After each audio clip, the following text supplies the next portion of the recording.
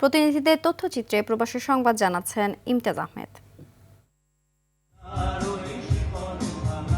মহান স্বাধীনতা দিবস উপলক্ষে যুক্তরাষ্ট্রের মিশিগানে অনুষ্ঠিত হল বাংলাদেশ ফেস্ট 2.0।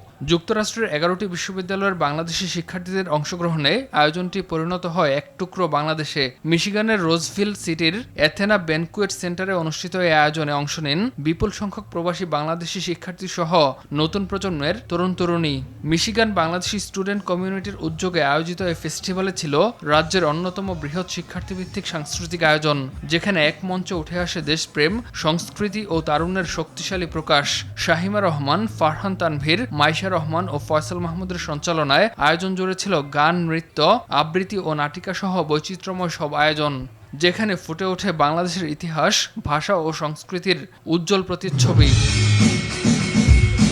বিশ্বের অন্যতম প্রাচীন ও মর্যাদাপূর্ণ শিক্ষা প্রতিষ্ঠান মিশরের আল আজহার বিশ্ববিদ্যালয়।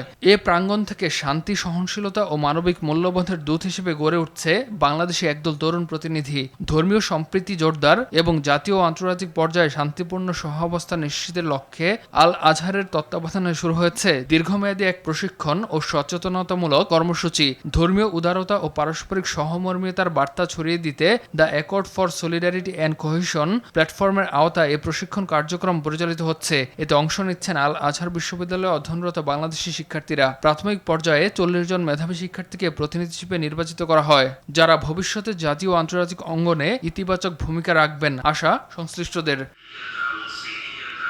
ইমতিয়াজ আহমেদ, RTV।